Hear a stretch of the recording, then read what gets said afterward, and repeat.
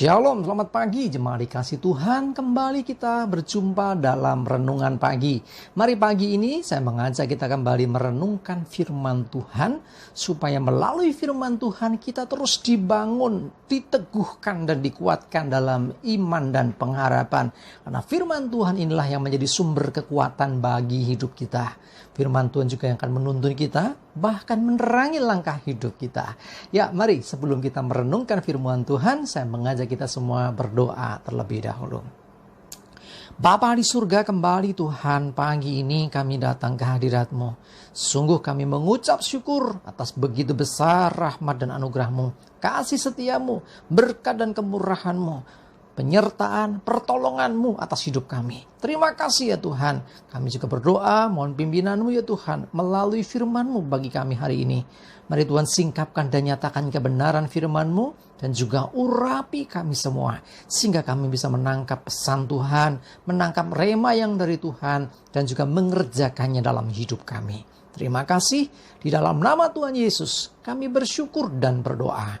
Amin. Mari jemaat dikasih Tuhan, kita akan buka Alkitab kita. Renungan pagi ini saya ambilkan dari Roma 12 ayat yang pertama. Roma 12 ayat 1 saya bacakan.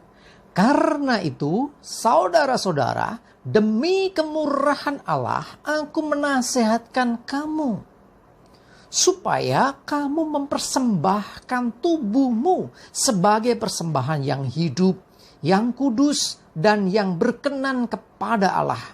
Itu adalah ibadahmu yang sejati. Jemaat dikasih Tuhan, dikatakan, demi kemurahan Allah, aku menasihatkan kamu supaya kamu mempersembahkan tubuhmu. Ya, jadi apa yang dikatakan Rasul Paulus kepada jemaat di Roma ini menegaskan kepada kita bahwa kita sebagai orang-orang yang percaya harusnya mempersembahkan tubuh. Saya awalnya berpikir, kenapa tubuh? Kenapa nggak yang lain? Saudaraku dikasih Tuhan, saya coba cari tahu yang dimaksud apa. Ada versi menyebutkan bahwa yang dimaksud adalah mempersembahkan hidup. Jadi persembahkanlah hidupmu. Lalu saya mulai menangkap, yang dimaksudnya bukan hanya sekedar tubuh jasmani kita. Ya, jadi kita manusia punya 3 unsur, yaitu tubuh jasmani, tubuh jiwani, dan tubuh rohani. Ya, kurang lebih seperti itu. Jadi artinya seluruh hidup kita harus persembahkan kepada Tuhan. Dan ingat, di dalam mempersembahkan sesuatu kepada Tuhan, dalam konteks perjanjian yang lama misalnya, mereka selalu mempersembahkan itu yang terbaik. Kalau mereka mempersembahkan domba, itu pasti domba jantan yang tidak bercacat celah. Jadi gak mungkin mempersembahkan domba yang kakinya pincang misalnya. Enggak boleh. Ya misalnya tanduknya patah sebelah, itu pun enggak boleh. Ya, jadi bukan hanya sekedar persembahan asal-asalan, tetapi justru itu pasti yang terbaik. Dalam mempersembahkan sesuatu kepada Tuhan, itu harus yang terbaik. Nah, demikian juga apa yang dikatakan firman Tuhan hari ini, supaya kita mempersembahkan tubuh, artinya kita mempersembahkan diri kita dalam kondisi yang terbaik. Jangan main-main dengan persembahan kita. Kalau kita mempersembahkan tubuh, artinya kita memberi hidup kita kepada Tuhan.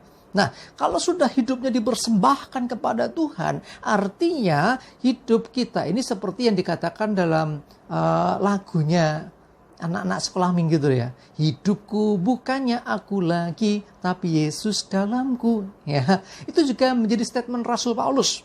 Ya, jadi hidupku bukannya aku lagi. Kenapa bukan aku lagi? Karena kita sudah mempersembahkan. Ingat, sudah dipersembahkan, sudah diserahkan, sudah diberikan. Artinya hidup kita seharusnya sekarang bukan lagi mikir diri kita sendiri. Kita bukan hanya mikir diri kita, tapi kita berusaha mengerti akan kehendak Tuhan. Ingat, sudah dipersembahkan kepada Tuhan, harusnya Tuhanlah yang berdaulat, Tuhan yang berkuasa.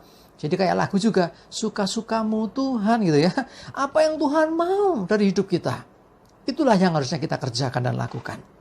Ya, persembahkanlah tubuhmu sebagai persembahan yang hidup, bukan yang mati. Ya, bukan yang sudah dalam kondisi sak-sae tadi.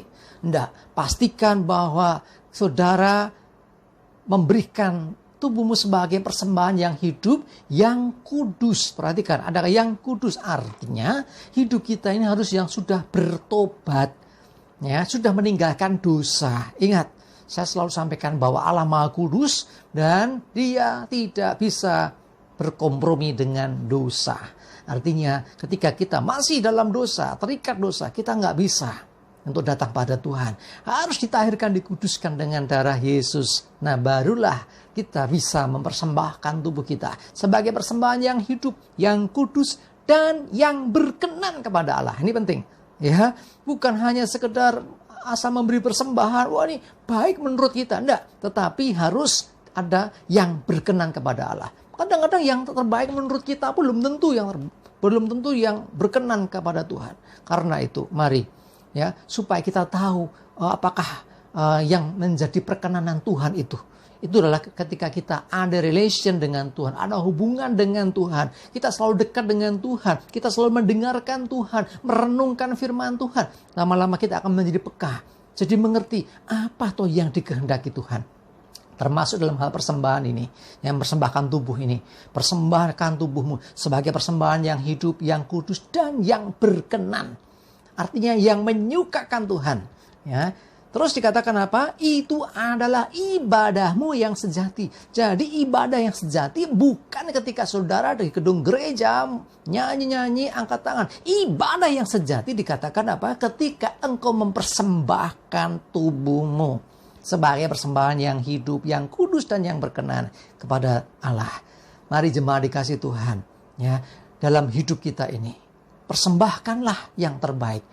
Bukan emas perak, bukan harta, bukan uang, bukan yang lain-lain. Yang terbaik adalah persembahkan hidup kita kepada Tuhan. Nah, itulah ibadah yang sejati. Mari jemaat dikasih Tuhan, ya, walaupun besok kita mungkin belum bisa ibadah di gedung gereja. Ibadah dimanapun bisa kita lakukan. Tapi yang terpenting ini, persembahkanlah tubuhmu. Kalau artinya apa? Sudah mempersembahkan tubuh, mempersembahkan hidup. Artinya segala-galanya kita berikan kepada Tuhan. Dan izinkan Tuhan berdaulat. Izinkan Tuhan yang akan memimpin. Bahkan memakai hidup kita bagi kemuliaannya. Amin, kita berdoa. Bapa di surga, terima kasih Tuhan. Kami menyadari Tuhan, seringkali Tuhan kami belum bisa hidup seperti yang Engkau mau. Tapi kami mau belajar hari ini Tuhan mempersembahkan tubuh kami yang terbaik Tuhan. Mempersembahkan seluruh keberadaan dan hidup kami. Karena itulah ibadah yang sejati di hadapan-Mu. Terima kasih Tuhan. Mohon pimpinan, mohon penyertaan dan pertolongan Tuhan. Kami serahkan hari ini hidup kami dalam tuntunan-Mu. Jauhkan celaka dan mara bahaya. Dan biarlah damai sejahtera dan berkat Tuhan senantiasa menyertai kami semua. Terima kasih ya Tuhan.